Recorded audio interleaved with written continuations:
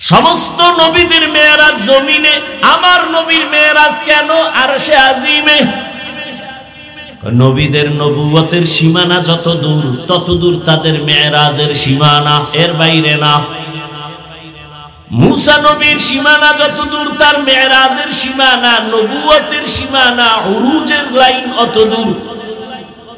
উদাহরণটা এভাবে আল্লাহর ওলি বলেন, যেমন আমগো দেশে মেম্বার আছে, মেম্বার চেয়ারম্যান এমপি, মেম্বার সাহেবের এরিয়া একটা ওয়ার্ড, মেম্বার সাহেব ওর মেম্বারির বাহাদুরি ওয়ার্ড পর্যন্ত, বাইরে আর একজনের বাহাদুরি, ওখানে তারটা চলবে না। এখন তার ওয়ার্ডের মধ্যে গেলে সবাই সম্মান দেয়, তার এরিয়া যতটুকু, চেয়ারম্যানের এরিয়া আরো বড়, ইউনিয়ন ব্যাপী, তিনি ইউনিয়নের মধ্যে ঘুরে আর খবর নেয়। এমপি সাহেবের এরিয়া আরো বড়, পুরা অঞ্চল ঘুরে আর খবর নাই। সরকারের এরিয়া পুরা দেশব্যাপী, পুরা দেশের খবর নাই, এরিয়া ঘুরে ঘুরে দেখে। মুসা নবীর এরিয়া যতটুকু জমিনের মধ্যে, ঈসা নবীর এরিয়া নবুয়তের জমিনে, ইব্রাহিমের এরিয়া জমিনে, আর আমার নবীর নবুয়তের সীমানা শুধু জমিন না, আরশে আজিম পর্যন্ত। আল্লাহ বলেন, হে নবী, জমিন আমি ঘুরাইয়া সব দেখাইলাম, এবার আপনার নবুয়তের সীমানা শুধু জমিন পর্যন্ত না, আরশে আজিম পর্যন্ত। আসেন আমি আপনাকে আপনার সীমানা পুরাটাই দেখায় দেই। দেখানোর জন্য আল্লাহ নিয়ে গেলেন। অন্য নবীদের মেরাজ হলো পরীক্ষা, আমার নবীর মেরাজ হলো পুরস্কার। আদম নবীর মেরাজ আরাফার ময়দানে পরীক্ষা, ইউনুস নবীর মেরাজ মাছের পেটে, মালিকের সাথে গভীর সম্পর্ক, মর্যাদা বাড়তেছে, ধৈর্যের পরীক্ষা চলতেছে। আল্লাহ পাক মেরাজ করালেন। মুসা নবীর মেরাজ তুর পর্বতে পরীক্ষা, ইব্রাহিম নবীর মেরাজ আগুনের মধ্যে ফালাইয়া পরীক্ষা, ইসমাইল নবীর মেরাজ সূর্যের নিচে পরীক্ষা। যত পরীক্ষা ততই মর্যাদা বাড়ে। আর আমার নবীর পরীক্ষা না, আমার নবীর মেরাজ হলো পুরস্কার। পরীক্ষা ছাড়া তো পুরস্কার হয় না। ওই নবীরে আল্লাহ পুরস্কার দিতে নিতেছেন, পরীক্ষা কই? পরীক্ষা ছাড়া কেমনে পুরস্কার পায়?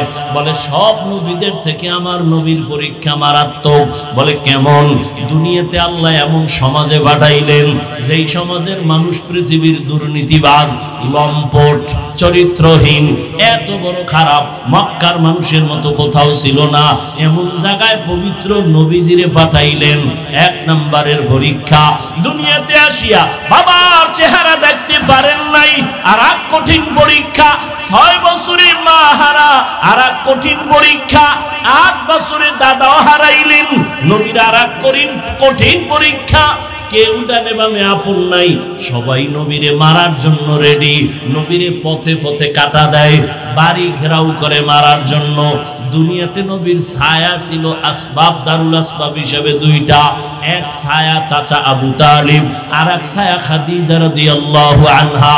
দুজন চলে গেলেন একই টাইমে, কাছাকাছি। দুজন বিদায়, নবীর কঠিন পরীক্ষা।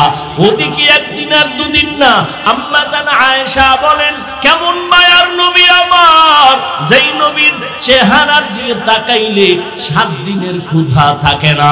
কেমন নবী, যার ঘাম থেকে মিশকের ঘ্রাণ। আম্মা জান আয়েশা বলেন, আমি নবীর ঘাম বোতলে ভরে ভরে রাখতাম। বড় বড় অনুষ্ঠানে আমরা আতর হিসাবে ব্যবহার করতাম। কেমন মায়ার নবী, মশা পড়া হারাম, নবীর শরীরে মাছি পড়া হারাম, নবীর শরীরে কেউ আঘাত দেয় না। রাস্তা দিয়ে নবী চলেন, সূর্যের গরম নবীর যেন কষ্ট না দেয়। একটা মেঘের খণ্ড নবীর ছায়া দেয়, নবী যেখানে যায় মেঘের খণ্ড সেখানে যায়। সূর্যের গরম যেন নবীর কষ্ট না হয়। সেই নবীরে বেঈমানের গোষ্ঠীরা শিয়াবে আবু তালিবের ভেতরে 3 বছর গৃহবন্দী করে রাখছে। খানা দেয় না, পানি দেয় না।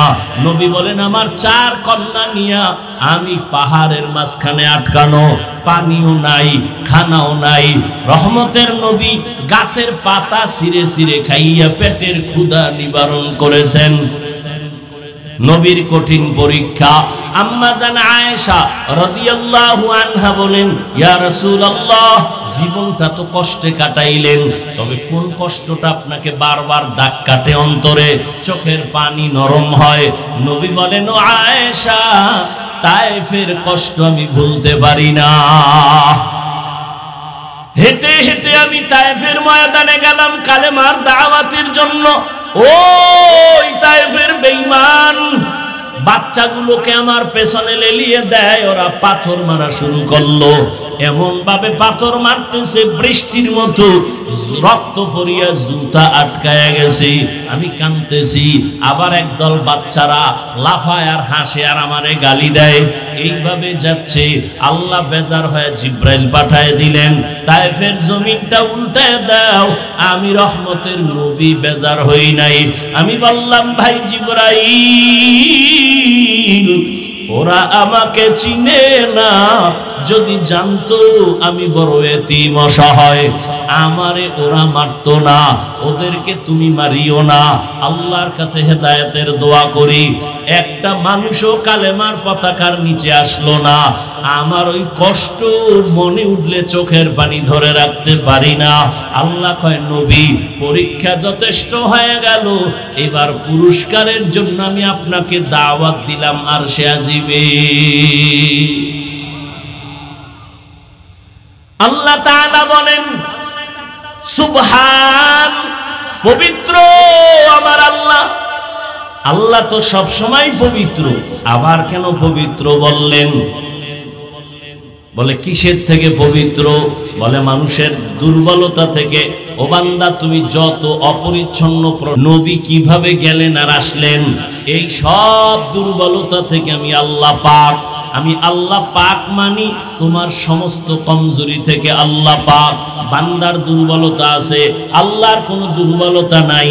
বান্দার দুর্বলতা না খাইলে দুর্বল, না ঘুমাইলে দুর্বল। আল্লাহ বলেন, আমার খানার দুর্বলতা নাই, ঘুমানোর দুর্বলতা নাই। সুবহান, আমি সব দুর্বলতা থেকে পবিত্র। আর তুমি যে অসম্ভব বলিয়ে যা বলতেছো, আমি সুবহান দিয়া বুঝাইলাম, সমস্ত অসম্ভব থেকে আমি আল্লাহ পাক, আমার দ্বারা সবই সম্ভব। দুনিয়ার সব মেধা বলে হবে না, আমি আল্লাহ বলি আমার দ্বারা সেটা হবে। দুনিয়ার সমস্ত কমজোরি দুর্বলতা থেকে আল্লাহ পাক। সুবহানাল্লাহ আমরা বলি আশ্চর্য ঘটনার ক্ষেত্রে, এখানে সুবহান দিয়ে বুঝাইলেন মেরাজের ঘটনাটা পৃথিবীর এক শ্রেষ্ঠ আশ্চর্য ধরনের ঘটনা। সুবহান এমন একটা তাসবিহ, যেই তাসবিহ পাঠ করলে আল্লাহ পাক রব্বুল আলামিন ওই বান্দাকেও পবিত্র বানায় দেন। এজন্যই তো বুখারী শরীফের আলোচনা শেষে এটাই নিয়া, কালিমাতানে হাবিবাতানে ইলার রহমান, খফিফাতানে আলাল লিসান, সাকিলাতানে ফিল মিজান, সুবহানাল্লাহি ওয়া বিহামদিহি সুবহানাল্লাহিল আযীম। পবিত্রতা ছাপ আল্লাহ লাগায় দিবেন। দামি বড় এক আল্লাহর মোহাব্বতের তাসবিহ। নামাজে যখন দাঁড়াই, ওরে মেরাজে যাওয়ার আগে সুবহানের তাসবিহ দিয়া বান্দাকে শিখাইলেন, নামাজও তোমার মেরাজ। নামাজে যখন দাঁড়াও সুবহানের তাসবিহ দিয়া দাঁড়াও। সুবহানাকা আল্লাহুম্মা ওয়া বিহামদিকা ওয়া তাবারাকা ইসমুকা ওয়া তাআলা জাদ্দুকা ওয়া লা ইলাহা গায়রুক। আল্লাহ তাআলা রহমতের নবীকে মেরাজের দাওয়াত দিলেন। আল্লাহ তাআলা অনেকে এই ১৫০০ বছর পর্যন্ত এখনো মানতে পারে না নবীজির মেরাজটা কেমনে হলো। আবু জাহিলও মানে নাই। আরে মুহাম্মদ রাতের অল্প সময় ৭ আসমান ঘুইরা কেমনে আসলো? এটা আমরা বয়ান করি, আপনারা শুনতেছেন, ভাবতে গেলে মাথা গরম হয়ে যায়। আলহামদুলিল্লাহিল্লাযী জাআলাশ শামসা ওয়াল কমারা বিহিসবান ওয়ান নাজমা ওয়াশ শাজারা ইয়াসজুদান ওয়া ফাদ্দালা জামানান আলা জামান كما فضل مكانا على مكان وإنسانا على إنسان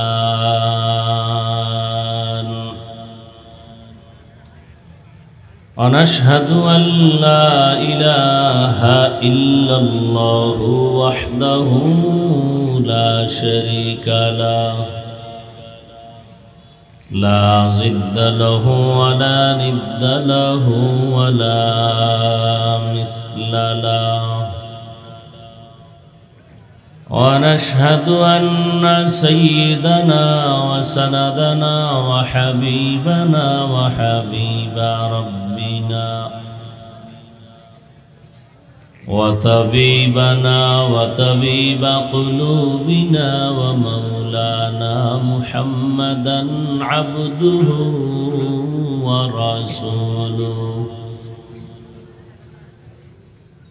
اللهم صل على محمد النبي الأمي وعلى آله وسلم تسليما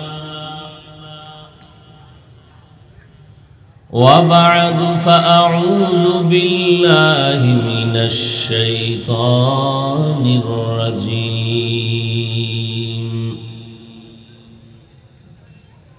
بسم الله الرحمن الرحيم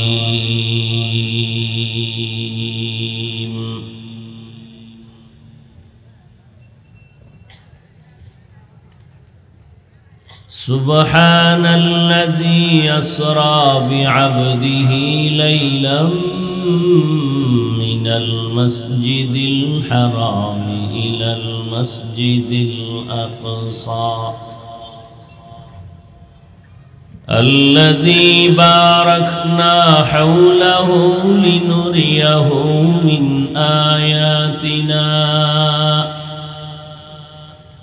إنه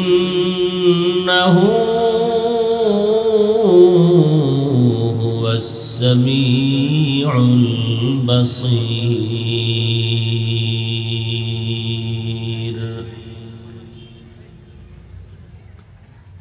وقال رسول الله صلى الله عليه وآله وسلم كل أمتي يدخلون الجنة إلا من أبى قيل من أبى قال من أطاعني دخل الجنة ومن عصاني فقد أبى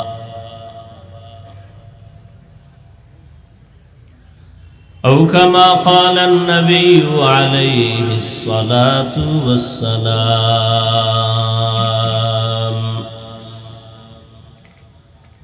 صدق الله مولانا العظيم وصدق رسوله النبي الأمي الكريم ونحن على ذلك من الشاهدين والشاكرين والذاكرين والحمد لله رب العالمين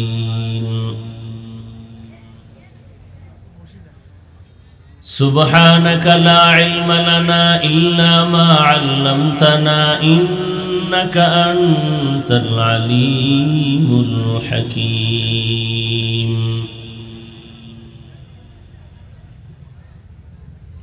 رب اشرح لي صدري ويسر لي أمري واحلل عقدة من لساني يفقه قولي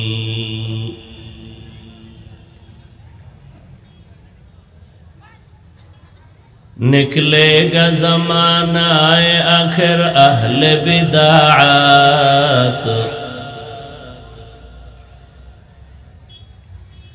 निकलेगा ज़माना आखिर अहले बिदाअत इस्लाम में नई नई बातें कर ईजाद इस्लाम में नई नई बातें कर ईजाद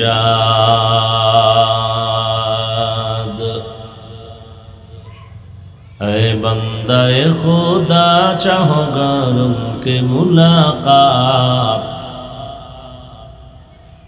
ऐ बंदाए खुदा चाहोगार उनकी मुलाकात, जल्दी से अब बैठे सुनो हजरत का नसीहात,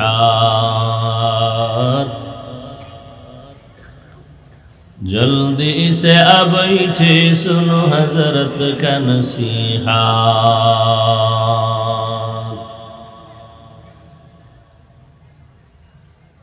मेराज के हमारा नबी सबअ समावात,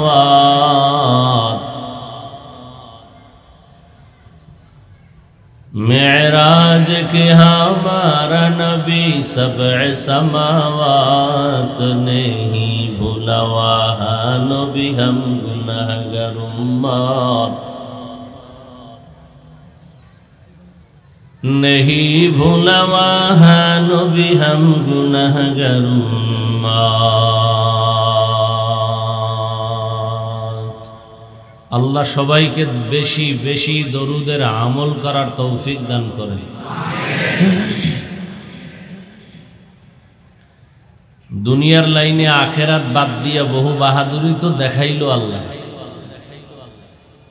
পরিণাম ফল তো পরকালেরটা কি হবে তো জানা নাই, দুনিয়াই তো শেষ। যারা আখেরাত বাদ দিয়া দুনিয়া দুনিয়া দুনিয়া দুনিয়া জিকির করে, এরা মরার আগেই দুনিয়াও পায় না, আখেরাত তো পাবেই না। তো কেন আপনারা এই দুনিয়ার পিছনে আখেরাত বাদ দিয়া দৌড়াচ্ছেন? কি উপরে উঠছেন কতটুকু? নামাজ নাই, রোজা নাই, দাড়ি নাই, টুপি নাই, পর্দা নাই, হালাল হারামের ভেদাভেদ নাই, ভাবতেছেন অনেক বড় বুজুর্গ।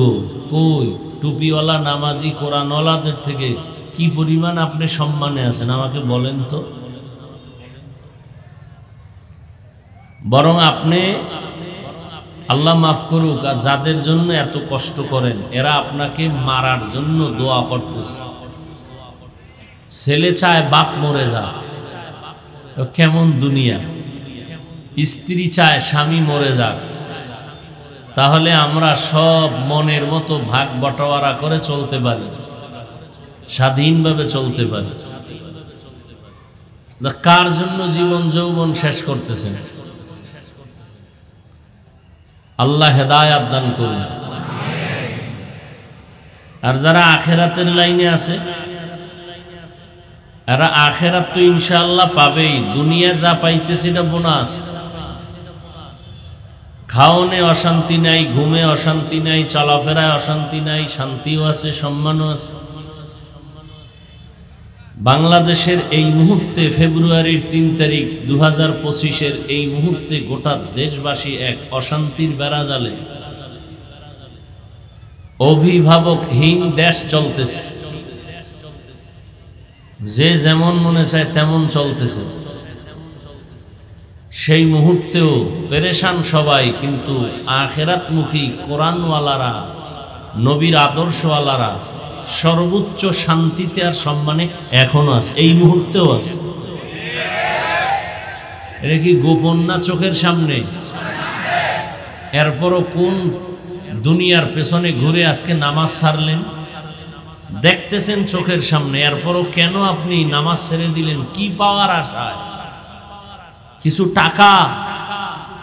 কার পিছনে ঘুরতেছেন? কি পাওয়ার জন্য? আখেরাতকে লাথি মেরে? লিখে রাখো, যুবকদেরকে বলছি ভালো করে লিখে রাখো, যার পিছনে ঘুরতেছো এ তোমার কেমন স্বার্থপর দুশ্মন। স্বার্থে আঘাত লাগলে দল থেকে নাম কাটবে না, লিখে রাখো, কল্লা কেটে ফেলবে। সোনার বাংলার রাজনীতি বুঝো? চান্দাবাজি আর ধান্দাবাজি রাজনীতির ফলাফল। স্বার্থে আঘাত লাগলে শত্রু লাগবে না, তুমি যারে খাওয়াও, যার পিছে ঘুরো, সেই তোমাকে দুনিয়ার থেকে আদর কইরা কবরে রাখতে রেডি। আল্লাহ হেদায়াত দান করুন। আমি কি বানায় বলতেছি? এই কাহিনী এ দেশে হয় না। আল্লাহ হেদায়াত দান করুন। হযরত উলামায়ে কেরাম আলোচনা করেছেন আপনারাও আলোচনা শুনছেন। উলামায়ে কেরামদের কথাগুলো সহি তরিকায় আমল করার সকলকে তৌফিক দান করেন। উলামায়ে কেরামের ইজ্জতকে আল্লাহ বেশি বেশি বাড়ায় দেন। যারা লেখার মাধ্যমে আলেমদের বিরোধিতা করে, বলার মাধ্যমে বিরোধিতা করে, আল্লাহ এদের হেদায়াত দান করেন। আমি আপনাদের দোয়া নেওয়ার সাথে সংক্ষিপ্ত আলোচনার নিয়তে কোরআনে হাকিমের সূরাতুস সুবহানের এক আয়াতে কারিমা তিলাওয়াত করেছি। নবীজির হাদিস থেকে একটি হাদিস পড়েছি। ইখলাস ও রুহানিয়তের সমন্বয়ে সহি নিয়তে, সহি তরিকায়, সহি কিছু কথা বলার মতো, শুনবার মতো আমাকে আপনাদের সকলকে আল্লাহ তৌফিক দান করেন। কথাটা অনেক জায়গায় বলি, আজও বলে যাই। বয়ান বক্তার এলেম আমলের বাহাদুরিতে হয় না।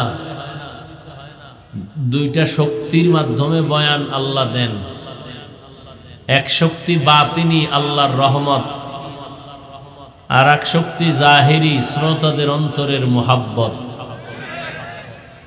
জানি না আপনাদের অন্তরের ভালোবাসা মোহাব্বত কেমন। বয়ান আল্লাহ সেভাবেই বের করবেন।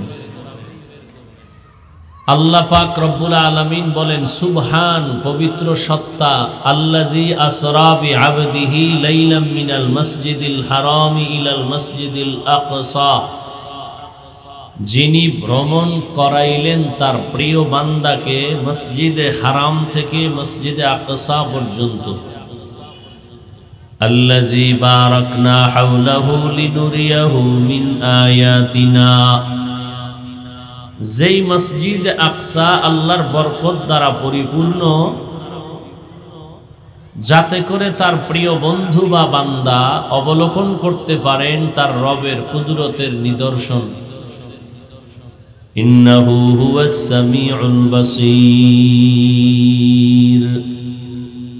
নিশ্চিত আল্লাহ সর্বোৎকৃষ্ট শ্রোতা এবং দ্রষ্টা। নবীজি বলেন, কুল্লু উম্মতি ইয়াদখুলুনাল জান্নাহ, সব উম্মত জান্নাতে যাবে। সব উম্মত ইল্লা মান আবা, যারা আমি মুহাম্মদকে অস্বীকার করে মানে না, তারা জান্নাতে যাবে না। কিলা মান আবা, সাহাবায়ে কেরাম বললেন, ইয়া রাসূলুল্লাহ, আপনাকে কারা মানে না, অস্বীকার করে?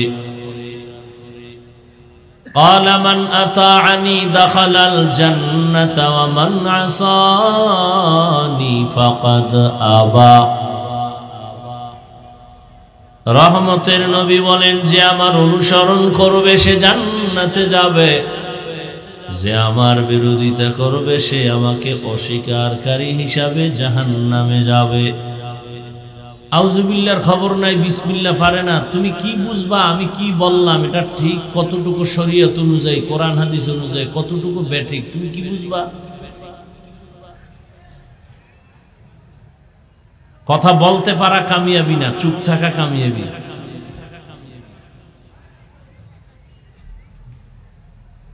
বিশ্বের পৃথিবীর শ্রেষ্ঠ দার্শনিক ইমাম গজালি রহমতুল্লাহ আলাইহি লিখেছেন, মান কাসুরা কালামুহু কাসুরা খতাউহু, আমান কাসুরা খতাউহু মাতা কলবুহু, আমাম মাতা কলবুহু দাখালান নার। বেপরোয়া যে বেশি কথা বলে তার কথায় ভুল বেশি হয়, যার কথায় ভুল বেশি তার কলব মরে যায়, যার কলব মরে যায় সে জাহান্নামী।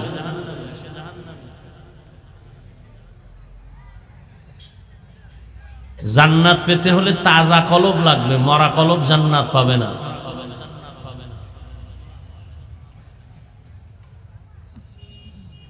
কিছু কথা বলবো ঠান্ডা মাথায়, ভদ্রতার সাথে শুনো। যুবকদেরকে বলছি, হাদিসের ব্যাখ্যাটা আবার বলি 2-4 মিনিটের মধ্যে, খুব খেয়াল করতে হবে। নবীজি বললেন, সমস্ত উম্মত জান্নাতে যাবে, যারা আমি মুহাম্মদকে অস্বীকার করে তারা যাবে না। সাহাবায়ে কেরাম রাসূলকে প্রশ্ন করলেন, ইয়া রাসূলুল্লাহ, আপনাকে অস্বীকার করে, মানে না, তারা কারা?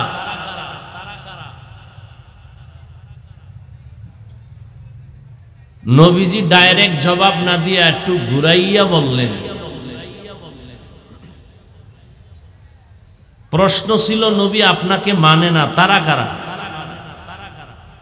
নবী ওই কথাটার জবাব শেষে দিছেন, মাঝখানে একটা মহব্বতের আওয়াজ দিয়ে দিছেন, মান আতাআনি দাখালাল জান্নাহ, যে ব্যক্তি আমার অনুসরণ করবে সে জান্নাতে যাবে। বুঝা গেল যে নবীর অনুসরণ করে সে জান্নাতে যাবে, তার মানে সে নবী কি? কথা হয় না, সে নবী মানে। তো যে নবীর অনুসরণ করে সে জান্নাতে যাবে। বলুন তো, আপনাদের থেকে শুনতে চাই, নবীর অনুসরণ করলে জান্নাতে যাবে, বিপরীত কথা কি হবে? রাসূলের হাদিস, পৃথিবীর সব উম্মতরা ভুলের পর্দায় আটকানো, এর মধ্যে ওই ভুল করনেওয়ালা আল্লাহর কাছে প্রিয় যে ভুলকে স্বীকার করে। ভুল করার অনুমতি আছে সবার, অধিকার আছে সবার, ভুল ধরার অধিকার সবার নাই।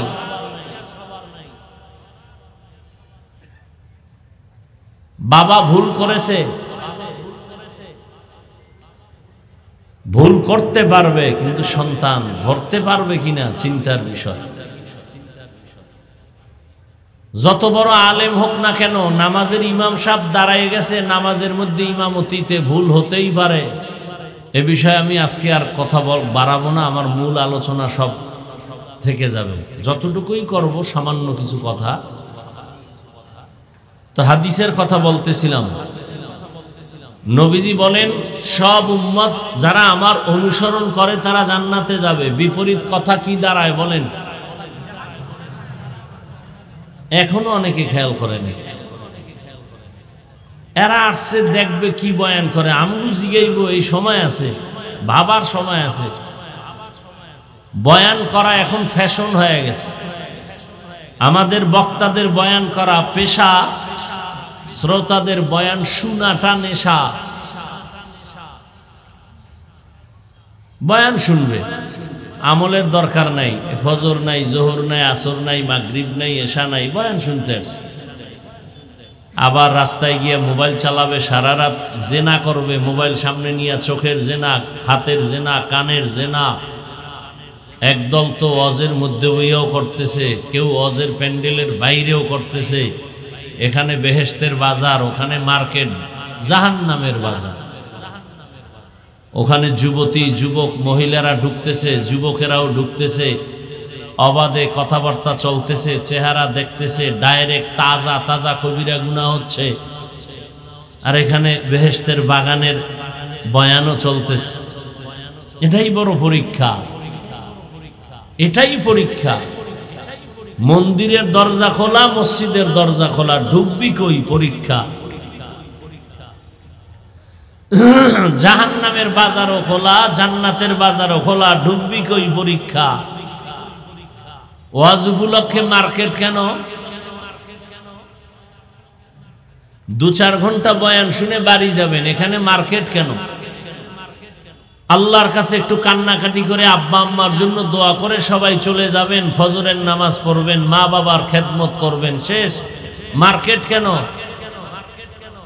আবার সেই মার্কেটে খেলনার দোকান কেন, বেলুনের দোকান কেন? আবার সেই বাজারে নারী পুরুষ বেপরদায় আড্ডা কেন? এই কবিরা গুনার দায়ভার কে নিবে? কে বলবে এই কথা? জাতির কপাল খারাপ। বলবে বক্তা বাদ দাও, আকাম বাদ দেওয়া যাবে না, বক্তা বাদ দাও। এ জাতির কপাল এতটা নষ্ট হয়ে গেছে। বলবে বক্তা বাদ দাও। এতগুলি টুপিওয়ালারা ওয়াজ করলো, কারো লাগলো না, ওনার লাগলো কেন? ওরে বাদ দাও। আকাম বাদ দেওয়া যাবে না, হুজুর বাদ দাও।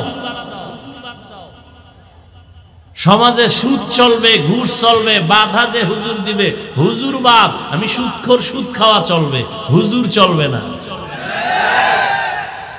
হয় আমি জুমার মসজিদে বলছি বড় লোক সব গুলশান এলাকা কইছি বিয়ায় দাওয়াত দেবা না আমারে বলো, পরের জুমায় বিদায়। ভুলেও বিয়ায় দাওয়াত দিবে না, দাওয়াত দিলেই পরের জুমা থেকে বিদায়। কারণ বর্তমান বিয়ার মজলিস মিনি সিনেমা হল। ও তাবলিগওয়ালা, ও পীর সাহেবের মুরিদ পাগড়িওয়ালা, ও মক্কার হাজি ভিআইপি প্যাকেজওয়ালা, তোমার ইমানের ওজন কত? মাইয়া ভোলার বিয়ার সময় টের পাওয়া যায়। আল্লাহ হেদায়েত দান করুন। নবীজি বললেন, আমাকে যারা অনুসরণ করবে তারা জান্নাতে যাবে। বিপরীত কথা কি দাঁড়ায়? যারা আমার অনুসরণ করবে না তারা কোথায় যাবে? আমি যুবকদেরকে খুব বেশি আপন মনে কইরা কথা বলি, এই জন্য খুব হার্ড কথা বলি। রাগওয়ালা মানুষ ভালো মানুষ, নরম মানুষ ভালো না। রাগওয়ালা মানুষ এ রাগ দেখায় মোহাব্বতের কারণে, বেশি মোহাব্বতে রাগ হয়ে যায়। যুবকদেরকে বলছি বেয়াদবি ক্ষমা চাই। সমস্ত রসুলের আদর্শ মান্যওয়ালারা জান্নাতে যাবে। সাহাবায়ে কেরামের প্রশ্ন ছিল, হে আল্লাহর রসুল, আপনাকে অস্বীকারী তারা কারা? নবী ওই জবাবটা পরে দিলেন, আগে বললেন যে আমার অনুসরণ করবে সে জান্নাতে যাবে। বিপরীত কথাটা দাঁড়ায় যে অনুসরণ করে না সে জাহান্নামে যাবে, কিন্তু নবী এ কথা বলেন নাই। যারা আমার অনুসরণ করবে না তারা জাহান্নামে যাবে, নবী এ কথাটা বলেন নাই। নবী কি বলছেন? ওয়ামান আসানি ফাকাদ আবা। নবী বলেন যে আমার বিরোধিতা করবে সে জাহান্নামে যাবে। ভালো করে এখনো অনেকের খেয়াল নাই, খেয়াল করেন। নবীর অনুসরণ যে করবে সে জান্নাতে যাবে, নবীর অনুসরণ যে করবে না সে জাহান্নামে যাবে। কথাটা এমন না, বরং কেমন বলে যে নবীর বিরোধিতা করবে সে জাহান্নামে যাবে। এখান থেকে কি বুঝলাম? এখান থেকে বুঝলাম যারা নবীর আদর্শের লাইনে নাই তারা দুই দল। কয় দল? এক দল দরদি আর এক দল বিরোধী। ভিন্ন শব্দে বলি, এক দল আগ্রহী আর এক দল বিদ্রোহী। যুবকরা খেয়াল করিও, কথার কথা বুঝাবার জন্য বলছি, প্যাচ লাগায় না। ডান দিক থেকে একটা যুবকের জিজ্ঞাসা করলাম, এই যুবক, নবীজির আদর্শে কেন দাড়ি রাখো না, নামাজ পড়ো না?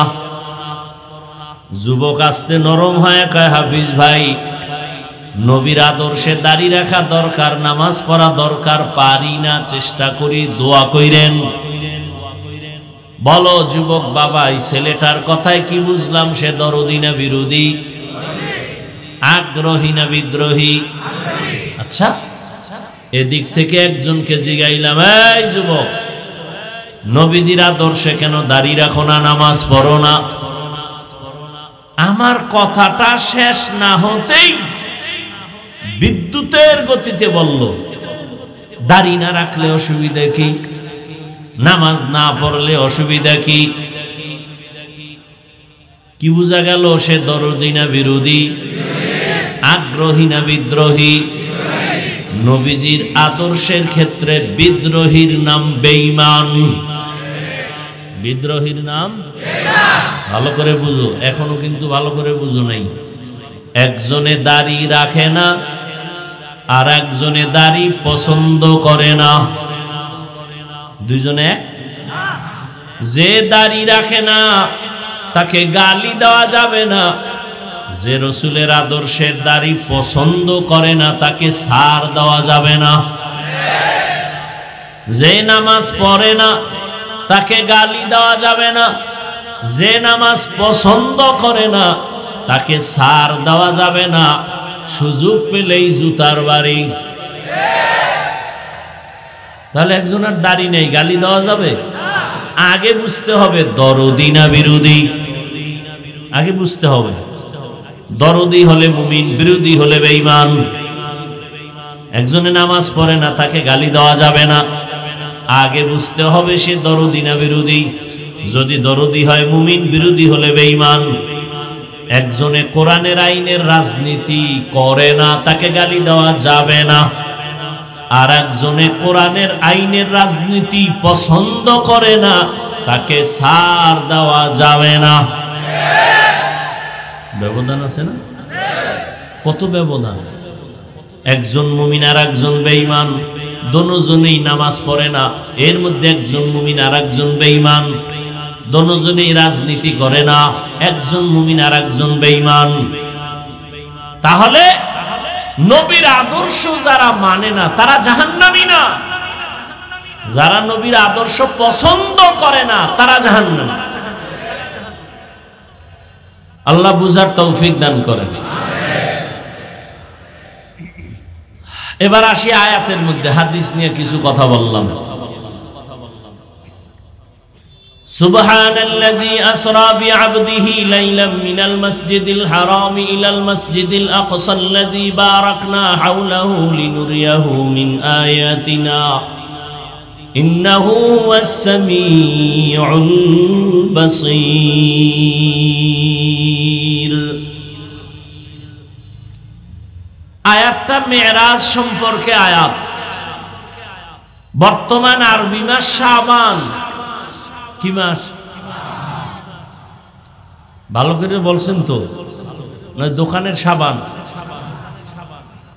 কি মাস?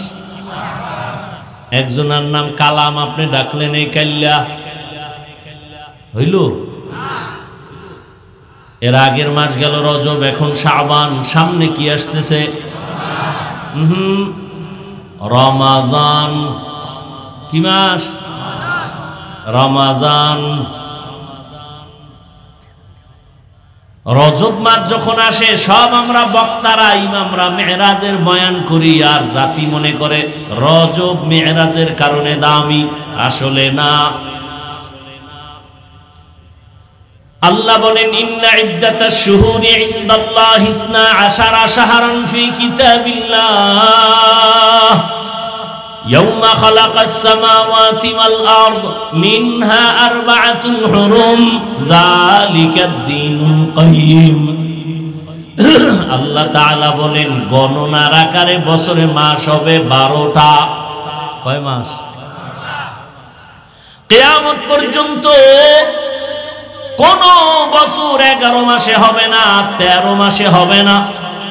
কিয়ামত পর্যন্ত প্রত্যেকটা বছর হবে 12 মাসে। এর মধ্যে আবার 4 মাস বড় সম্মানিত, বড় দামি। কোন বছর কিয়ামত পর্যন্ত 11 মাসে, 13 মাসে, কত মাসে হবে? সিদ্ধান্ত কার? আল্লাহর। এর মধ্যে আবার 4 মাস বড় দামি। সময়ের ব্যবধান হবে, কিন্তু মাসের ব্যবধান। যেমন সূর্যের ক্যালেন্ডার হিসাবে বছরের দিন হলো 300 কয় দিন, আর চাঁদের ক্যালেন্ডার হিসাবে বছরের দিন হলো 354 দিন। তাহলে চাঁদের ক্যালেন্ডার বলে সূর্যের ক্যালেন্ডার থেকে 10 দিন হাতে থাকে। বছরে 10 দিন, 3 বছরে 1 মাস পিছায় যায়। এজন্য গত বছর যেই দিন রোজা, এখান থেকে আরো 10 দিন আগে রোজা হবে। মাস হবে 12টা, দিন কম বেশি যাই হোক, মাস কয়টা? এর মধ্যে 4 মাস বড় দামি। হজের মাস, হজের আগের মাস, হজের পরের মাস, জিকাদা, যুলহিজ্জা, মুহররম। আর শাবানের আগের মাস গেল রজব। মুহররম, মুহররমের এক অর্থ হলো বড় সম্মানিত, আর এক অর্থ হারাম। কি হারাম? কয় যুদ্ধ করা হারাম। এই 4 মাসে বিগ্রহ হারাম, এই 4 মাসে ঝগড়া হারাম। রহমতের নবী আসার আগেই দুনিয়ার সব বিধর্মীরা পর্যন্ত এই 4 মাসের সম্মান করে যুদ্ধ করত না। আল্লাহ বলেন আসমান জমিন সৃষ্টির দিন আমি কলমকে বলেছি লাউহে মাহফুজে এই সিদ্ধান্ত লেখ, বছরে মাস হবে 12টা, 4 মাস দামি, এর মধ্যে একটা রজব, এরপরে যুলকাদা, জিলহিজ্জা, মুহররম, এই 4 মাস দামি। তাহলে নবীজি আসার আগের থেকেই সবাই সম্মান করে রজবের। নবীজি আসার পরে যুদ্ধ বিগ্রহের আদেশ রহিত হয়ে গেল, সম্মান কমে নাই। এ কারণেই তো রহমতের নবী বলেন রজবের চাঁদ উঠলে আমি আমল বাড়ায় দেই, আর হাঁটতে চলতে উঠতে বসতে দোয়া পড়ি আল্লাহুম্মা বারিক লানা ফি রজব ওয়া শাবান ওয়া বাল্লিগনা রমাজান। আয় আল্লাহ রজব ও শাবানে আমাদের বরকত দান করেন, হায়াতটা বাড়ায়া রমাজান পর্যন্ত পৌঁছাইয়া দেন, মরণ যেন রমাজানেই হয়। কারণ এই বরকতের মাস, কোরআন নাজিলের মাস, কদরের মাস। এই মাসে জাহান্নামের দরজা বন্ধ, জান্নাতের দরজা খোলা, শয়তানের শিকল লাগানো।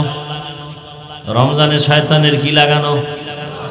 এরপর শয়তানি মানুষ করেনি, বিড়ি টানেনি, ঝগড়া করেনি, রোজা ভাঙ্গেনি। শয়তানের দরজা বন্ধ, তালা লাগানো, এরপর করে কোনে কেন অন্যায় করে? বড় কঠিন জবাব। আল্লাহ হেদায়াত দান করুন। শাবান বড় দামি মাস। রহমতের নবী বলেন রজব এটা শাহরুল্লাহ, রজব হলো আল্লাহর মাস, শাবান আমি মুহাম্মদের মাস, রমাজান আমার উম্মতের মাস। এই দোয়াটা নবী পড়তেন। আপনারা পড়েন? কেউ পড়ে না। জিগাই লিখায় পারি তো পারি তো, ইবলিসও বহু পারছে, লাভ কি? যদি এ কথা না বলে বলতেন পড়ি তো, তাকে লাভ হইত। পারি তো এর মধ্যে লাভ নেই, পড়ি তো, করি তো এর মধ্যে লাভ। তবে মেরাজের যে বয়ান আমরা করি, আল্লাহ কোরআনে করেছেন, মেরাজ সত্য, তবে রজবেই হয়েছে এই গ্যারান্টি দেওয়ার কোনো উপায় নাই।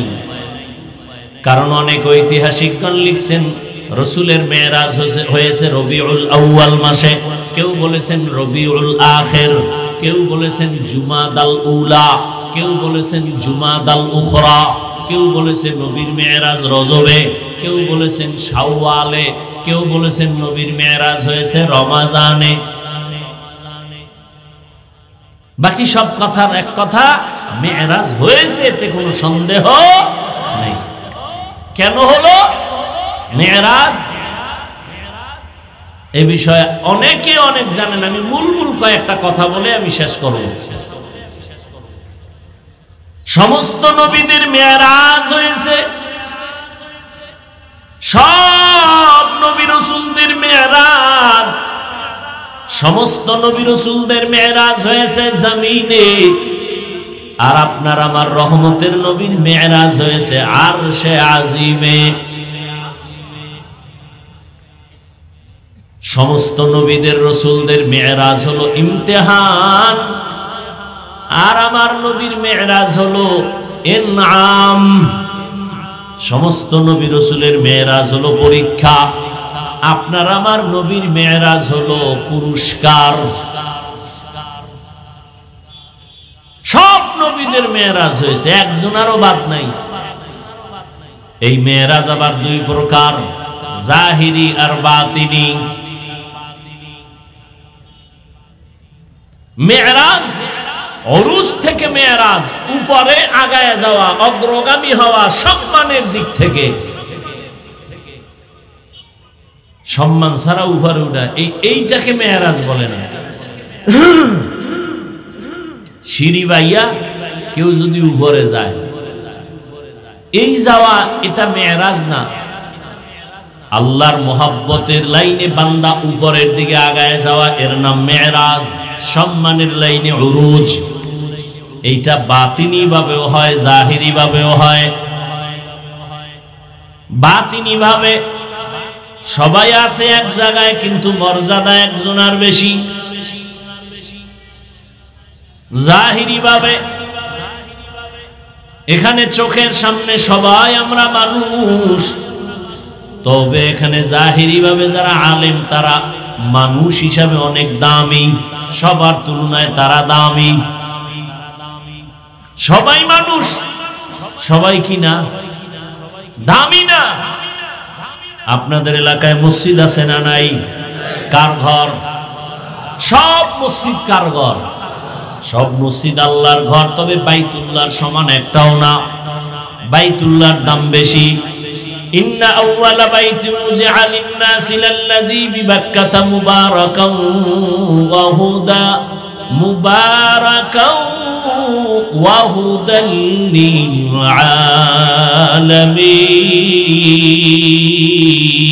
আলামিন। এত সুন্দর বাইতুল্লাহ। সব মসজিদ আল্লাহর ঘর, বাইতুল্লাহ আলাদা দামি।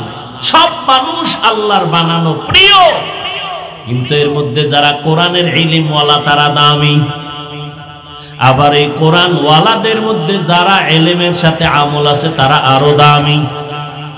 আবার আমল ওয়ালাদের ভেতরে যারা তাকওয়া ওয়ালা তারা আরো দামি। জমিনের মধ্যে অনেক পিপিলিকা আছে আপনার ডানে বামে। এই পিপিলিকা গুলো কার মখলুক? কিন্তু পিপিলিকা সব আল্লাহর মখলুক, সব দামি না। সুলাইমান নবীর সাথে যেই পিপিলিকার সম্পর্ক, ওই পিপিলিকা দামি। নবী বলেন ওই পিপিলিকা জান্নাতে যাবে। আপনাদের বাজারে কুকুর ঘুরে, বাজারে ঘাটে, সব কুকুর আল্লাহর মখলুক, তবে সব কুকুর দামি না। আসহাবে কাহাফের সাথে যেই কুকুরের সম্পর্ক, এটা দামি। আল্লাহর নবী বলেন জান্নাতে যাবে।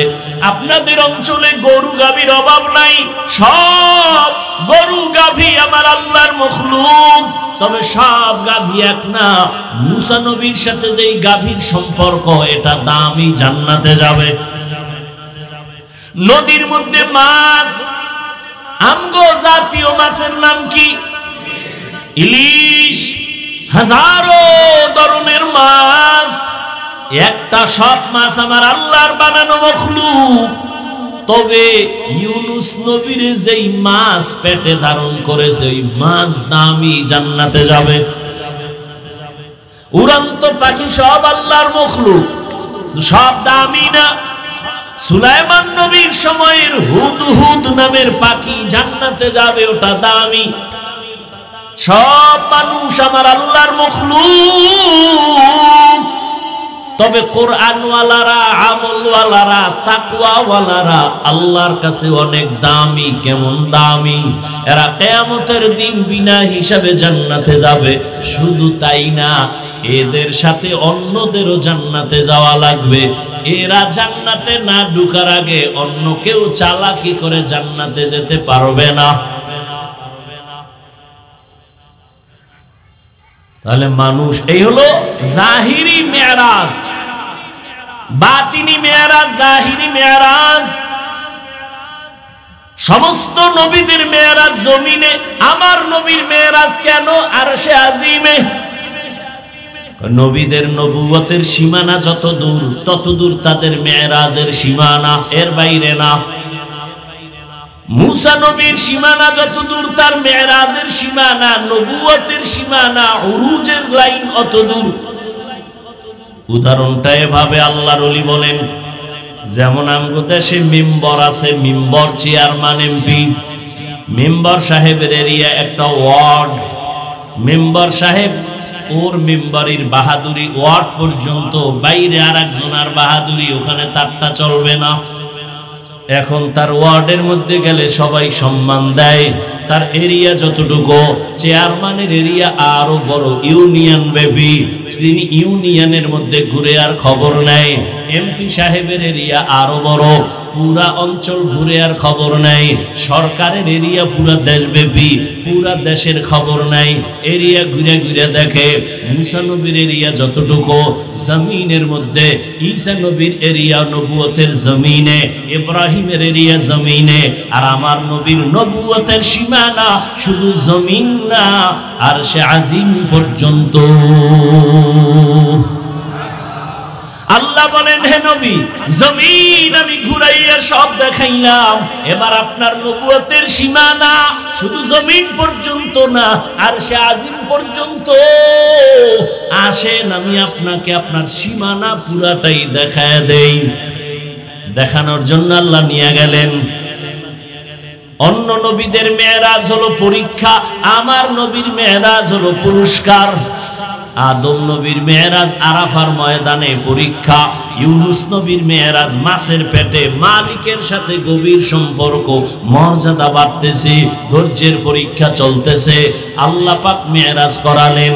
মুসা নবীর মেরাজ তুর পর্বতে পরীক্ষা, ইব্রাহিম নবীর মেরাজ আগুনের মধ্যে ফালাইয়া পরীক্ষা, ইসমাইল নবীর মেরাজ সূর্যের নিচে পরীক্ষা।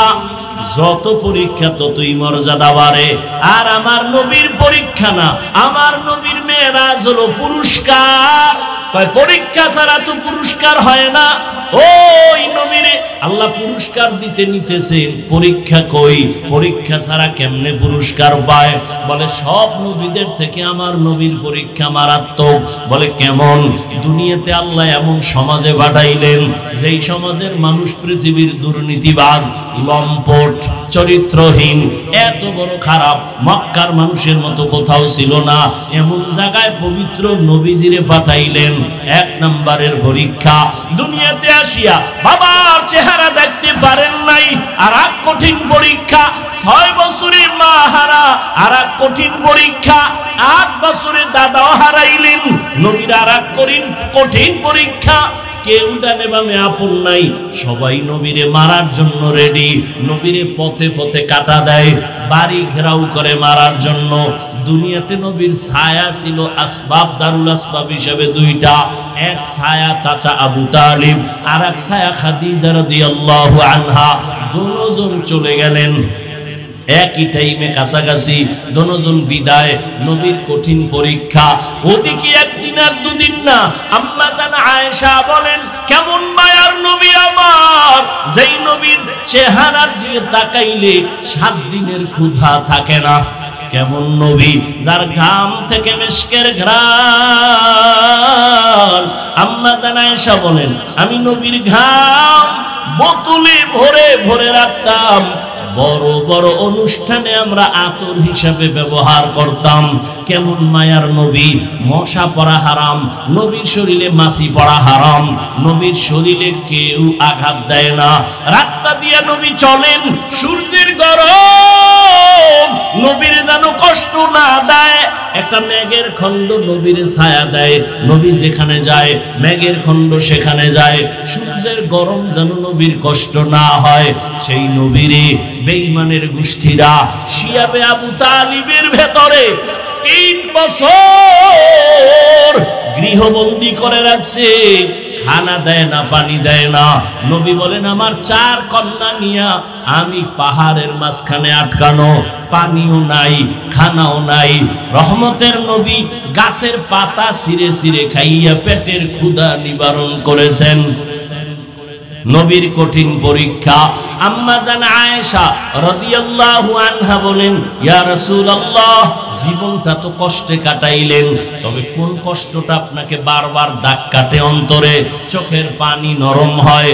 নবী বলেন, ও আয়েশা, তায়েফের কষ্ট আমি ভুলতে পারি না। হেঁটে হেঁটে আমি তায়েফের ময়দানে গেলাম কালেমার দাওয়াতের জন্য। ওই তায়েফের বেঈমান বাচ্চাগুলোকে আমার পেছনে লেলিয়ে দেয়, ওরা পাথর মারা শুরু করলো।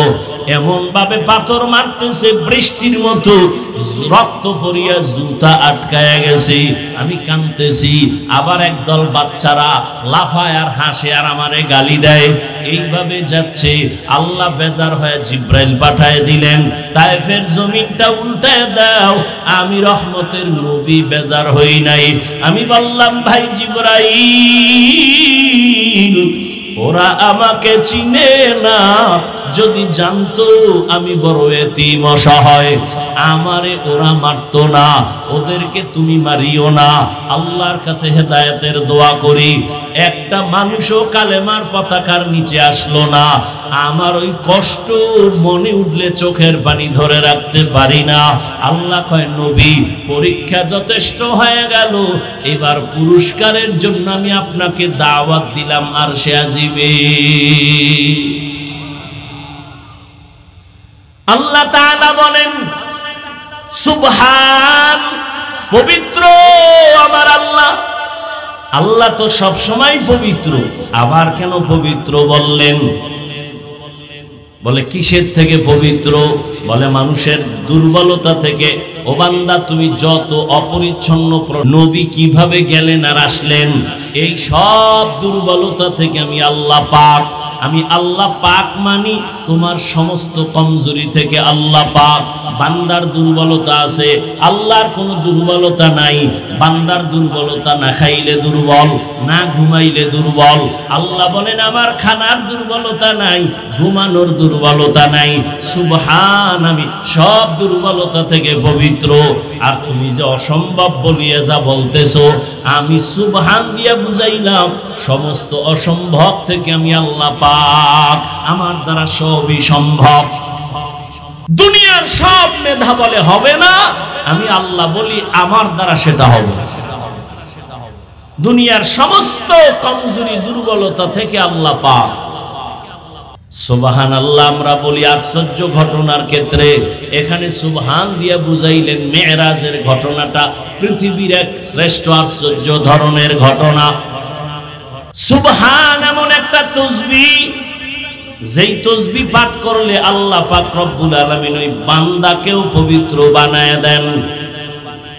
এজন্যই তো বুখারী শরীফের আলোচনা শেষে এটাই নিয়া, কালিমাতানে হাবিবাতানে ইলার রহমান, খফিফাতানে আলাল লিসান, সাকিলাতানে ফিল মিজান, সুবহানাল্লাহি ওয়া বিহামদিহি সুবহানাল্লাহিল আযীম। পবিত্রতা ছাপ আল্লাহ লাগায় দিয়েছেন। দামি বড় এক আল্লাহর মহব্বতের তাসবিহ। নামাজে যখন দাঁড়াই, ওরে মেরাজে যাওয়ার আগে সুবহানের তাসবিহ দিয়া বান্দাকে শিখাইলেন, নামাজও তোমার মেরাজ। নামাজে যখন দাঁড়াও সুবহানের তাসবিহ দিয়া দাঁড়াও। সুবহানাকা আল্লাহুম্মা ওয়া বিহামদিকা ওয়া তাবারাকা ইসমুকা ওয়া তাআলা জাদ্দুকা ওয়া লা ইলাহা গায়রুক। আল্লাহ তাআলা রহমতের নবীকে মেরাজের দাওয়াত দিলেন। আল্লাহ তাআলা অনেকে এই ১৫০০ বছর পর্যন্ত এখনো মানতে পারে না নবীজির মেরাজটা কেমনে হলো। আবু জাহিলও মানে নাই।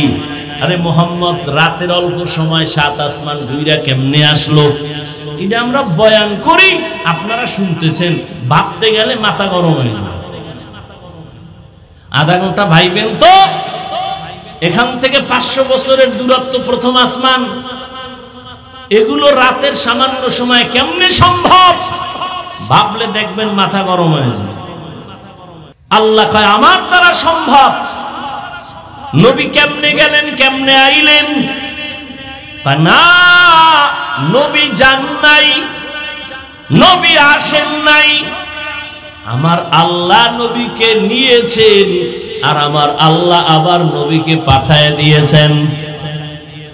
নবী যান নাই, কে নিছেন? প্রশ্ন আল্লাহকে করো, আল্লাহ কেমনে নিলা? নবী কেমনে গেল না, প্রশ্ন হবে আল্লাহ নিলা কেমনে? এবার আল্লাহ আমারে প্রশ্ন কর, আমার বন্ধুকে কেন করো? বন্ধু তো যায় নাই, আমি নিয়েছি, তা আমি কেমনে নিছি আমাকে জিজ্ঞাসা কর, আমি কেমনে নিয়েছি তা আমাকে যদি বলো আমি কেমনে নিলাম, তাহলে প্রশ্ন ওখানেও কর। জান্নাত থেকে আদমরে ফালাইয়া দিলাম ভারতের চরণ দ্বীপে, হাওয়াকে ফালাইলাম আরবের জেদ্দায়। আমি আদমরে যদি পারি মুহাম্মদের জমিন থেকে টান দিয়ে আরশে নিতে পারবো না কেন? আমি ঈসা নবীর জমিন থেকে দ্বিতীয় আসমানে যদি নিতে পারি, তাহলে আমি মূসা নবীকে এভাবে একজন একজন যদি আমি আল্লাহ পারি, ওজায়ের আলাইহিস সালামকে জমিনের মধ্যে ফালায় রাখছি 100 বছর মরা, আবার আমি রুহুটা তারে ফিরায় দিলাম। এটা যদি পারি মুহাম্মদের নিয়ে কেন পারবো না? কারণ মুহাম্মদকে জাননি। মূসা নবী আমার বন্ধু, ইব্রাহিম আমার বন্ধু, ইসমাইল আমার বন্ধু, দাউদ আমার বন্ধু, ঈসা আমার বন্ধু, মুহাম্মদ বন্ধু। তবে ব্যবধান হলো সব নবী রাসূল আমার আল্লাহ তাআলার আশিক, আর আল্লাহ বলেন আমি নিজে আল্লাহ মুহাম্মদের আশিক। ব্যবধান আছে না নাই? আমার বন্ধুরে কেন পারবো না? ইউনুস নবীরে মাছের পেটে ঢুকাইয়া দীর্ঘদিন রাইখা আবার যদি নিরাপদে জমিনে ফিরায় দিতে পারি, আমার বন্ধুরে আমি মক্কা থেকে নিয়া আর সে আজিম ঘুরাইয়া নিরাপদে আবার মক্কায় কেন ফিরায় দিতে পারবো না? আল্লাহ পারেননি? তুমি পারবা না, আল্লাহ পারবেন। মানুষও পারে। কেমনে পারে? মানুষ যখন হজে যাইতো, বুড়ারা মুরব্বীরা 50 বছর আগে এদেশের মানুষ যখন হজে যাইতো, জানা থাকলে বলেন কেমনে যাইতো? কেমনে যাইতো? জাহাজে যাইতো, পানিতে 2.5 মাস লাগতো, 3 মাস লাগতো। ওই সময় যদি আমি দুনিয়াতে মাওলায় পাঠাইতো আর বয়ান করে বলতাম 2.5 মাসের পর 6 ঘন্টায় বাড়ি মারমু, কি পরিমাণ আমারে ফিডাইতো আর কাফের বলে গালি দিত। ওরা বলতো তুই 30টা কোরআন মাথায় লইয়া কসম খাইলো মানবো না, প্রয়োজনে বেঈমান হয়ে যাব, তারপরও মানবো না যে 2.5 মাসের পথ কেমনে 6 ঘন্টায় যায়। এরা জীবনে কল্পনাও করে না, আর আল্লাহ চোখে দেখায়। দেখায় না? জানি না দেখতে পারবো কিনা যে 6 ঘন্টার পথ মানুষ 2-2.5 ঘন্টায় চলে যাবে। পারে না? পারে না? এটা মানুষ মেধা দিয়ে করছে না? মানুষ যদি পারে, আল্লাহ পারবে না? বিলকিসের সিংহাসন সুলাইমান নবীর চোখের সামনে জিনে পারে নাই, মানুষ পেরেছে চোখের পলকে। তো কোরআনের আয়াত, মানুষ যদি পারে আল্লাহ কেন পারবেন না? আল্লাহ সবই পারবেন। বিশ্বাস করলে মুমিন, অবিশ্বাস করলে বেঈমান। রহমতের নবীর মেরাজ রাতের বেলা হয়েছে, দিনে নয়। কেন? বন্ধুর সাথে বন্ধুর আলাপনটা রাতেই ভালো, মহব্বতের মজা হয়, দিনের বেলা হয় না। এটা একটা হালকা জবাব। আসল জবাব হলো মুমিনের ঈমানটারে মজবুত করেছেন। দেখা বিশ্বাস করা, না দেখা বিশ্বাস করা, আসমান জমিন ব্যবধান। দিনের বেলা মেরাজ করলে দেখতো আর মানতো হবে না, না দেখা মানার নাম মুমিন। জান্নাত দেখি নাই মানি, পাক্কা মুমিন। জাহান্নাম দেখি নাই মেনে নিয়েছি, পাক্কা মুমিন। আল্লাহকে দেখি নাই মেনে নিয়েছি, পাক্কা মুমিন। মেরাজ দেখি নাই মেনে নিয়েছি, পরিপূর্ণ মুমিন। না দেখা বিশ্বাস করা, এটা মজবুত ঈমানের পরিচয়। আর একদল এখনো 1500 বছর হইছে, বহু বেঈমান নাস্তিক এখনো রাসূলের মেরাজ মানে না, এখনো মানে নাই মেরাজ। আল্লাহ তাআলা জিবরাইল আমিনকে জান্নাত থেকে বোরাক নিয়ে পাঠায়া দিলেন, যাও বাইতুল্লাহ চলে আসলেন। রহমতের নবী কই? রহমতের নবী ঘুমায় কোথায়? কেউ বলে নবী চাচাতো বোন উম্মে হানির ঘরে ঘুমায়, কেউ বলে শিয়াবে আবু তালিবের মধ্যে ঘুমান, কেউ বলে নবী হাতিমে কাবায় ঘুমান। জিবরাইল আমিন আসছেন, বোরাকটা বাইতুল্লাহর সামনে রাইখা নবীরে ঘুম থেকে জাগাইতে গেছেন। নবীর ঘরের ছাদ দিয়া ছিদ্র করে নিচে নামছেন। আমাকে পাকা ছাদ নেই, খেজুর পাতার ঘর। নবীর নিচে নাইমে দেখে নবী ঘুমায়। তবে গভীর ঘুমে না। এখন উড়াইবে কেমনে? জিব্রাইলের 600 নূরের পাখা নবীর মাথায় হাত দেয় না, নবীর শরীর স্পর্শ করে না। রহমতের নবীর পা মোবারকের পাতায় জিব্রাইলের পাখা লাগায় দিছে হালকা। রহমতের নবী সজাগ, তাকায় দেখে জিব্রাইল এই গভীর রাতে কেন? আবার উপরে তাকায় দেখে ছাদ ফাঁকা, আসমান দেখা যায়। কিও দরজা ছিল না? দরজা ছিল তো, উপর দিয়ে ঢুকলা উল্টা কেন? আজকে সব আপনার সাথে উল্টাই হবে, মাত্র শুরু। সব উল্টা হবে, শুরু। এখান থেকে মাসআলা নিল, ও দুনিয়ার জাতি, ঘুমের মানুষ কেমনে জাগাইবা? এখান থেকে আদব শিখায় দিলেন। আল্লাহর বান্দাদের ঘুম থেকে জাগানোর জন্য মাথায় হাত নয়, বডির মধ্যে স্পর্শ না, পায়ের মধ্যে ধরে হালকা চাপ দাও, তাকায় দেখবে তুমি অলুমান না মানুষ। আর পিছে বয়ে যদি একটা বাড়ি মারো মাথার উপরে, ঘুমের মধ্যে কেন স্টক করে মইরা যায়, কে আমারে আঘাত করলো আমি তো দেখি না। আদব শিখায় দিল, মাথায় না, শরীরে না, পায়ের মধ্যে হালকা চাপ দাও, তাকায় দেখবে কে আমার সামনে। দেখবে না? কথা হয় না। এটাই আদব। নবী কি উঠাইয়া হাতিমে কাবায় চলে গেলেন। নবী বলেন, আমাকে নিয়া ঝমঝম কূপের কিনারায় নিয়া আমাকে চিৎভাবে শোয়াইলেন, বুকটাকে চিরলেন। আমি সব তাকায় দেখি, আমার ডানে 70,000 ফেরেশতা, বামে 70,000 ফেরেশতা, সামনে 70,000 ফেরেশতা, পিছনে 70,000 ফেরেশতা। মিকাইল জিব্রাইল বসা। আমার বুকটাকে চিরলেন, কলবটাকে বের করলেন, স্বর্ণের পেয়ালায় রাখলেন, ঝমঝমের পানি দিয়ে ধুইলেন, এরপরে ভেতরে দিলেন, হালকা চাপ দিলেন, মিশে গেল। আমি সজাগ, সব দেখতেছি।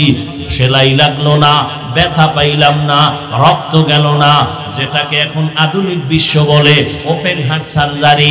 আল্লাহ কয়, এই পণ্ডিতেরা, ওপেন হার্ট সার্জারি করে লাভ দিস না।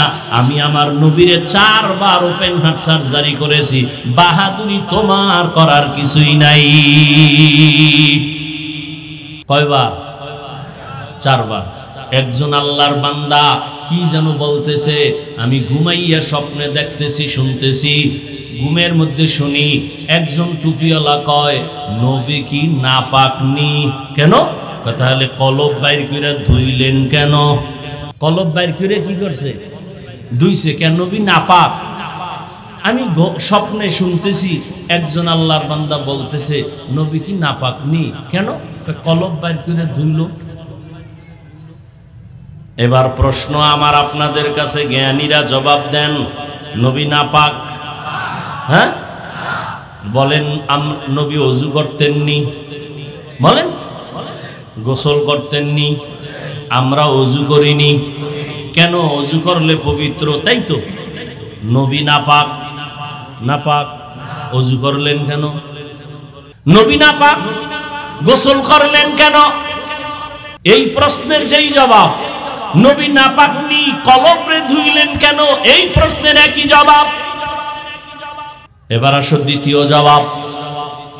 সৌদি আরবে উমরায় যাবে, হজে যাবে হাজিরা, সরকার বাধ্যতামূলক নতুন ভাবে চাপ দিয়ে কয়, টিকা না আনলে বেতের বাড়ি, সৌদির ইমিগ্রেশন বন্ধ, ঠিকানা দিয়ে ঢুকতে পারবি না। আগে হালকা পালকা যা ছিল এখন কঠোর হয়ে গেছে। কেন? কয় ও দেশের আবহাওয়া, এখানের আবহাওয়া এক না। এখান থেকে ইনজেকশন মার, মেডিসিন মাইরা শরীরের মধ্যে ক্ষমতা, ধারণ ক্ষমতা বাড়াও। ওখানে যায় যেন রৌদের মধ্যে শীতইয়া না পড়ে, আমল করতে সমস্যা না হয়। এজন্য ও দেশে যাওয়ার পাওয়ার আগের থেকে ঠিক করো, শরীরটারে তাজা বানাইয়া যাও, পাওয়ার দিয়া যাও। আল্লাহ তাআলা রহমতের নবীকে ভিন্ন জগতে নিবেন, ওখানের আবহাওয়া বড় কঠিন। আমার আল্লাহ কলবটার মধ্যে আলাদা পাওয়ার দিয়া দিলেন। আসো আমার নবীর আলাদা পাওয়ার দিয়া এরপরে আল্লাহ পাক লা মাকালা জামানে নিলেন, আগুনের জগৎ পারাইলেন, অন্ধকারের জগৎ পার হলেন, বাতাসের জগৎ পার হলেন। আমার নবীকে আল্লাহ পাওয়ার দান করলেন, ঝমঝমের পানি দিয়া নবীকে সুন্দরভাবে গোসল করায় দিলেন। এরপরে উপরের দিকে রওয়ানা। অনেক ওলামায়ে কেরাম বলছেন, কাউসারের থেকেও ঝমঝমের পানির দাম বেশি। সাহাবায়ে কেরাম বলেন, ইয়া রাসূলুল্লাহ, কোটি কোটি কোটি মিলিয়ন ট্রিলিয়ন পানি হাজি সাবরা নেয়, কমেও না বাড়েও না, এই কপ জমজমের তলা কই? নবী বলেন, জমজমের তলা হাউজে কাউসারের সাথে লাগানো। পৃথিবীর চিকিৎসা বিজ্ঞানীরা বলে জমজমের পানির মতো বিশুদ্ধ পানি আর নাই। দুনিয়ার সব পানি পিপাসা মিটায়, খিদা মিটায় না। জমজমের পানি ক্ষুধাও মিটায় দেয়। যত পেটে ক্ষুধা থাক, 5 প্লেট খাইতে পারবেন, 1 গ্লাস জমজমের পানি পান করেন, পিপাসাও নাই, ক্ষুধাও নাই। শুধু তাই না, জমজমের পানি রোগের জন্য মহা ঔষধ, মহা ঔষধ। নবী বলেন, এবার আমারে উযু করাইলো, আমি জমজমের পানি দিয়ে উযু বানাইলাম, 2 রাকাত নামাজ পড়লাম। এবার আমার মেরাজ শুরু হইল মসজিদ থেকে। উম্মতেরা, মেরাজের আসল ফলাফল নামাজ, নামাজও হবে মসজিদের ভেতরে। মেরাজ, নামাজ, মেরাজ আল্লাহর সাথে গভীর সম্পর্ক। বান্দা আল্লাহর সাথে কথা বলবে, তাই তো মেরাজ। তুর পাহাড়ে গিয়া নবী কথা কয়, মেরাজ। আরশে আজিমে কি আমার রাসূল কথা কয়, মেরাজ। উম্মতেরা কই কবি বলে, মসজিদে ঢোক, নামাজে দাঁড়ায় মালিকের সাথে কথা বলবি, মেরাজ। বান্দা যখন শুরু করে আলহামদু, আল্লাহ প্রশ্ন করে লিমানিল হামদ, বান্দা বলে লিল্লাহ, আল্লাহ কয় মানিল্লাহ। আল্লাহকে বান্দা জবাব দেয় রব্বুল আলামিন। আল্লাহ প্রশ্ন করে রব্বুল আলামিনকে, বান্দা জবাব দেয় রহমান। আল্লাহ প্রশ্ন করে মানির রহমান, বান্দা জবাব দেয় রহিম। এইভাবে আল্লাহর সাথে কথা বলে, বলতে বলতে খালি মোহব্বত বাড়ে, মোহব্বত বাড়ে, মোহব্বত বাড়ে, সম্মানও বাড়ে। এই নামাজের মতোই তো হজ একটা ইবাদত, যাকাত একটা ইবাদত, বাইতুল্লাহ ঘুরে ঘুরে লাব্বাইক বলা একটা ইবাদত। কিন্তু ওখানে খাওন চলে, ওই আমলের মধ্যে সালাম চলে। নামাজে খাওন চলে না, সালাম চলে না। কেন? এটা মেরাজ চলতেছে। এখন কালেকশন জমিনের সাথে নাই, বান্দার সাথে মালিকের এখন কালেকশন চলতেছে। জমিনে কালেকশন নাই, খাওন বন্ধ, জমিনের খানা বন্ধ, জমিনের আওয়াজ বন্ধ। এখন দিলের মধ্যে আওয়াজ আমার মালিকের সাথে কথা, মালিকের সাথে কথার আওয়াজ, মেরাজ। এজন্য বান্দার নামাজের মধ্যে মালিকের মোহাব্বতে দাঁড়াও, আল্লাহর সাথে কথা বলো, অন্তরের হালাত পরিবর্তন হয়ে যাবে। রহমতের নবী বলেন, আমাকে বোরাকে উঠাইলো। বোরাক 1 মাসের পথ, বাইতুল মাকদিস, বাইতুল্লাহ থেকে ফিলিস্তিন 1 মাসের পথ আমার চোখের পলকে নিয়ে গেছে। কিন্তু এর মধ্যে বহু কাম ঘটে গেছে। এই যে চোখের পলকে গেলেন 1 মাসের পথ। নবী কয়, মদিনায় নামছি, 2 রাকাত নামাজ পড়ছি, মুসা নবীর এলাকা দিয়ে যাই, তুর পর্বত দেখলাম, জিবরাইল আমারে দেখায়, মুসা নবীর কবরও দেখা বালাইছি। কবরের মধ্যে তাকাইয়া দেখি মুসা নবী কবরে নামাজ পড়তেছেন। একদল কয় নবী মরেই নাই, আর একদল কয় নবী যে মরছে আর জীবনে জিন্দাই হয় নাই। আবার নামাজ কেমনে পড়ে? এলা কিলাকিলি, ধর্ম নিয়ে এই পরিমাণ কিলাকিলি। সব পণ্ডিত তো কিলাকিলি হইব না তো কি হইব? সব পণ্ডিত। নবী বলেন, আল আম্বিয়া ওয়াহয়াউন ফি কুবুরিহিম ইউসাল্লুন। সমস্ত নবীরা কবরে জিন্দা, তারা নামাজরত অবস্থায় আছেন। কোরআন শরীফে আল্লাহ কয়, ওয়াহুম ইউরজাকুন, আমি আল্লাহ এদের খানা দেই। কি দেই? একদল কয় নবীরা যদি কবরে জিন্দা থাকে, আল্লাহ যদি খানা দেয় রুটি না ভাত। আর যদি রুটি ভাত খায়, প্লেট পায় কই, গেলাস পায় কই, পানি পায় কই। কত তার সেরা বয়ে রয়েছে সিফা সভা। আল্লাহ হেদায়াত দান করুন। মায়ের গর্ভে যখন বাচ্চা আসে, বাচ্চা আসতে আসতে আল্লাহ তাআলা রক্তটারে গোশত, গোশতটার উপরে হাড্ডি, হাড্ডির উপরে গোশত, এভাবে দিয়া দিয়া দিয়া দিয়া 40 দিন 40 দিন 40 দিন 40 দিনের মন্থনে রক্ত গোশত, 40 দিনের মেহনতে আবার গোশতের উপরে হাড্ডি, আবার মেহনতে আবার এরকম গোশত। 40-এর চিল্লা কয়, 40-এর কি কয়?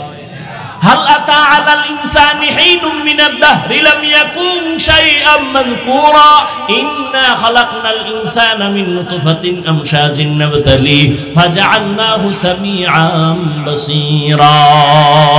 মায়ের গর্ভে চিল্লা দিলে দেহের গঠনের উন্নতি হয়, দুনিয়ার লাইনে আল্লাহর পথে চিল্লা দিলে রূহের উন্নতি হয়। মায়ের গর্ভের চিল্লায় দেহের উন্নতি, দুনিয়ার চিল্লায় রূহের উন্নতি, আত্মার উন্নতি লাভ করে। আচ্ছা, এবার বাচ্চা যে আইলো মায়ের গর্ভে, আল্লাহ রুহু দেয়নি? বলেন না কেন? বাচ্চারে যখন আল্লাহ রুহু দেয়, মরা না জিন্দা? জিন্দা অবস্থায় ক্ষুধা লাগে না লাগে না? কে খাওয়ায়? কি খায়? যাও না সুজি? খাওয়ার পরে পেট ভরলে পায়খানা বাথরুম কই? এই প্রশ্নের জবাব যেই দিন দিবা পণ্ডিত, ওই দিন আমিও জবাব দিব নবীরা কবরে কেমনে খায়। আল্লাহ হেদায়েত দান করুন।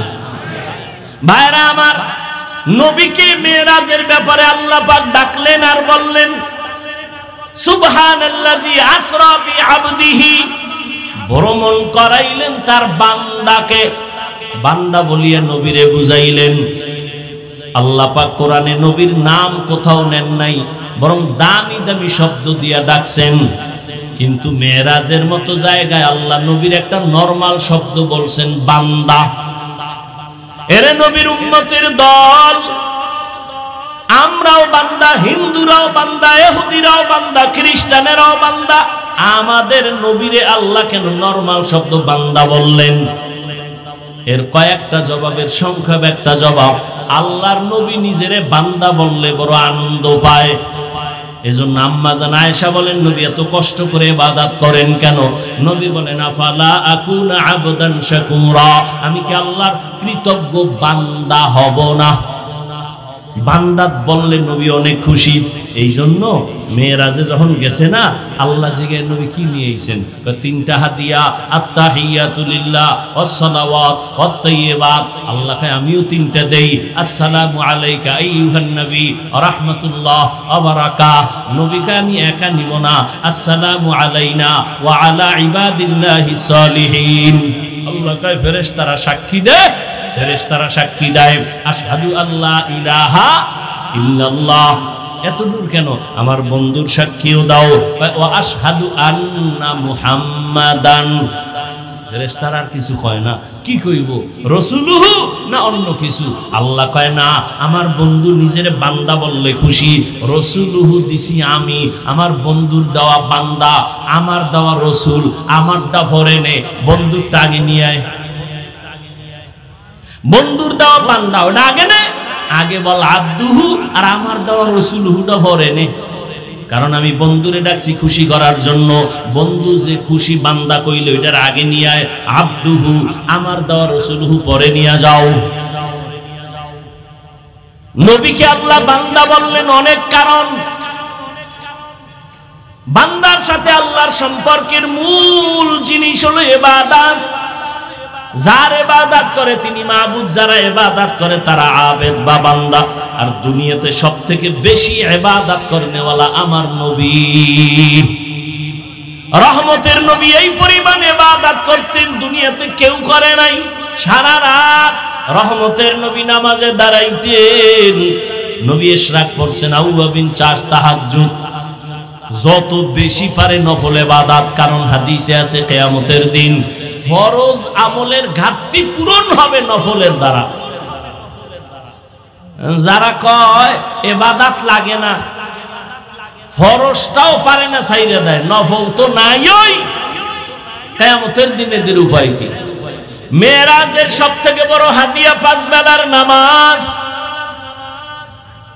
এই নামাজ আল্লাহর সাথে মেরাজ। অনেকে নামাজ পড়িয়া মিথ্যা বলে, নামাজ পড়ে মানুষের হক নষ্ট করে, নামাজ পড়ে সুদ খায়, ঘুষ খায়। নাই, এরা নামাজে কি মেরাজ করে? আল্লাহর সাথে করে না দোকানের সাথে করে? আল্লাহই ভালো জানে।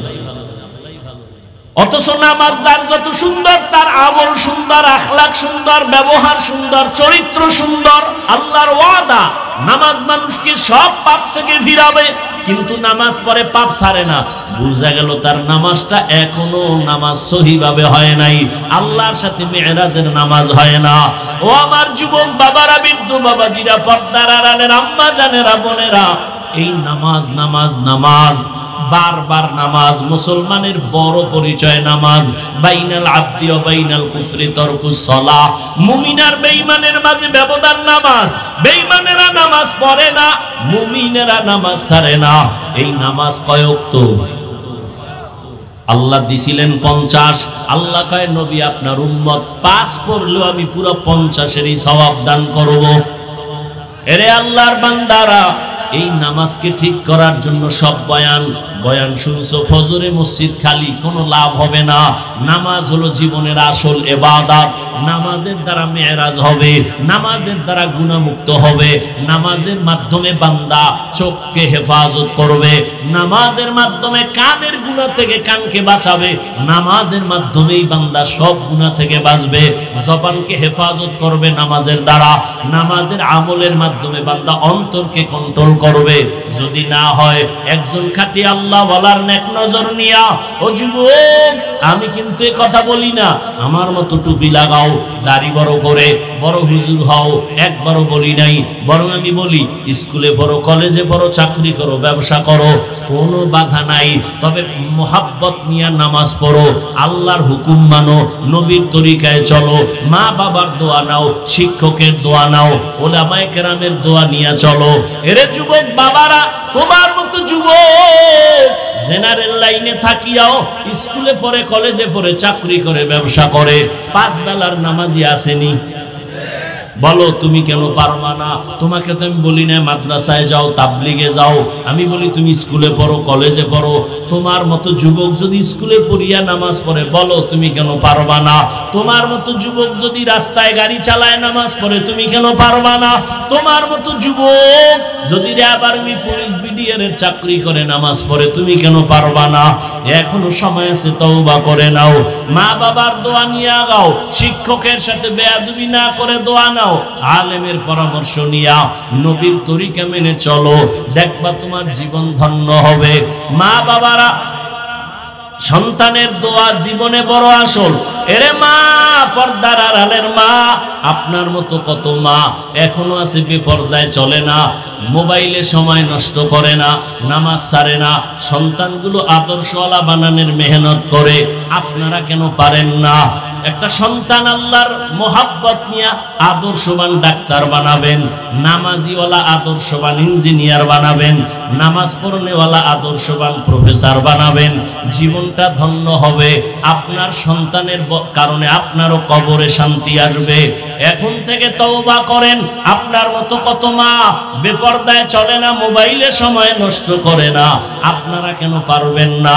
আল্লাহর কাছে তওবা করেন, আর বেপরদায় চলবেন না, নামাজ ছাড়বেন না, আর মোবাইলে সময় নষ্ট করবেন না। মা সন্তানটাকে আদর্শওয়ালা বানায় যাবেন। ও যুবক বাবা, এখন থেকে তওবা করো। জীবনে তো গুনাহ কম করো নাই, নামাজ কম ছাড়ো নাই, দাড়ি কম কাটো নাই, বেপরদায় কম চলো নাই। রহমতের নবীর আদর্শ নিয়া, মা বাবার দোয়া, শিক্ষকের দোয়া, উলামায়ে কেরামের দোয়া নিয়া 5 বেলার নামাজ পড়বা, আর নামাজ ছাড়বা না, আর বেপরদায় চলবা না, আর দাড়ি কাটবা না।